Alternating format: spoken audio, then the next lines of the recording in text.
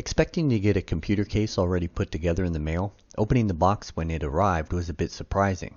So this video is to help you make quick sense of what everything is and how to put it together. The first thing I did was take off the thumb screws on the back of the case. I did this to make sure there was nothing needed inside. Real quick, the case has 3 holders for solid-state drives and 2 holders for hard disk drives. The instructions are very poorly written and nothing to identify what screws go where. But here, there are 4 screws that are a bit longer than the others in the bag of screws they provide. These 4 go to the rubber feet provided. I recommend you install the rubber feet even if you are not going to use them. This will protect your computer during the build. The rubber feet go on the back of your computer in the 4 corners. Ensure that you are not trying to screw them in the thumb screw holes that hold the backplate onto the computer. On one of the sides of the case, you will see 4 small grouped holes. These are for the case legs. My recommendation is to find a Phillips head screwdriver that has a magnetized head to assist you with installing these. Getting the screws into position within the feet can be frustrating. A magnetized screwdriver can help you overcome this. Take note of the short end. The short end of these feet will go over the rubber backplate feet you just installed.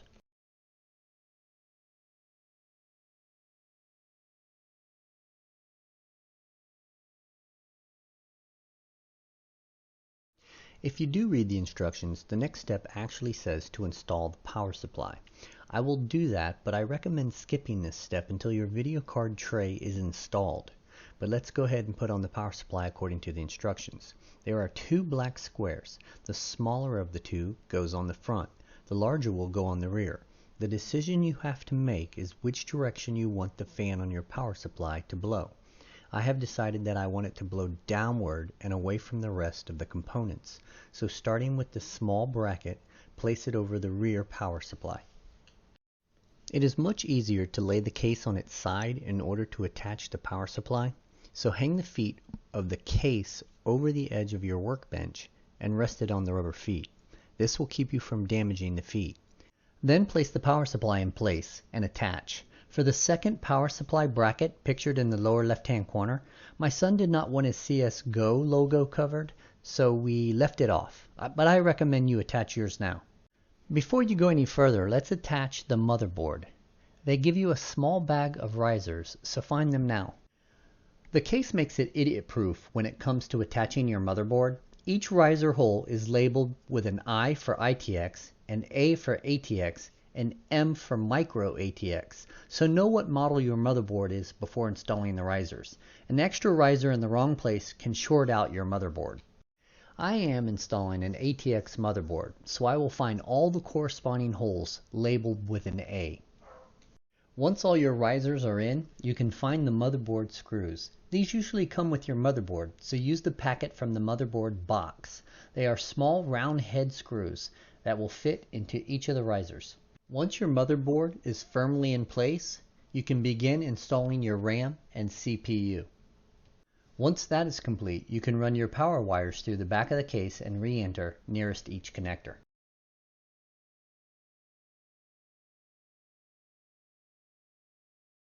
This next step gives you another option. You can attach the video display shelf, or you can attach the small bracket pictured in the lower right corner and leave the video card on the motherboard. We will show you how the shelf attaches and display the video card on the shelf. Using the small bracket treats this option just like a normal case, so we won't show you that. Earlier I mentioned how this is difficult to attach if you attach your power supply first. If you have a long screwdriver, you can pull this off, but don't be afraid to unscrew your power supply to make sure you get all these screws in and tight. Place your 3 bottom screws in place, and then on the top only put in the far right screw. You will need to install the video card port display bracket before the last screw can be installed. Now flip your case back upright and grab your video card support brackets. I will only be installing 1 video card bracket, but install a bracket for each video card you intend to use. Again, here is another reason I suggested earlier to not install the power supply as recommended in the instructions. If you intend to install more than one bracket, then you will need to remove the power supply to accomplish this.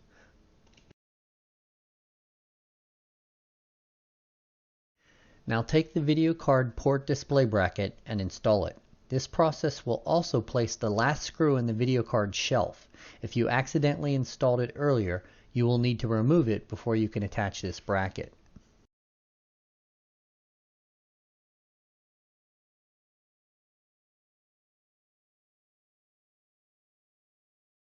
Next, take your glass poles and from each end remove the screw.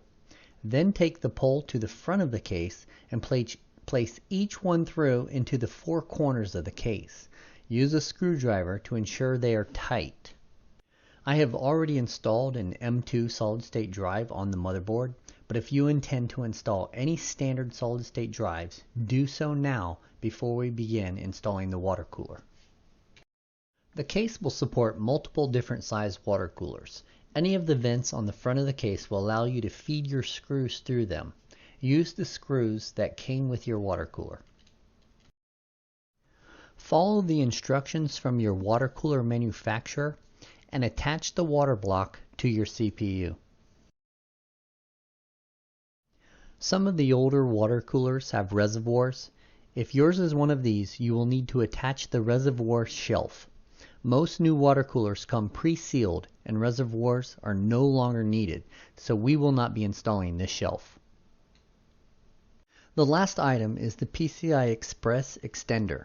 You will need to screw this into the video card bracket and then plug the other end into the PCI Express lane that best supports a single graphics card. Unless that is you are running SLI and have attached multiple cards. Then you will need one for each card. Remove the port display shield and install your video card. Attach your remaining power needs and you're all complete. If this video helped you build this case, give me a thumbs up. As always, thanks for watching and don't forget to subscribe.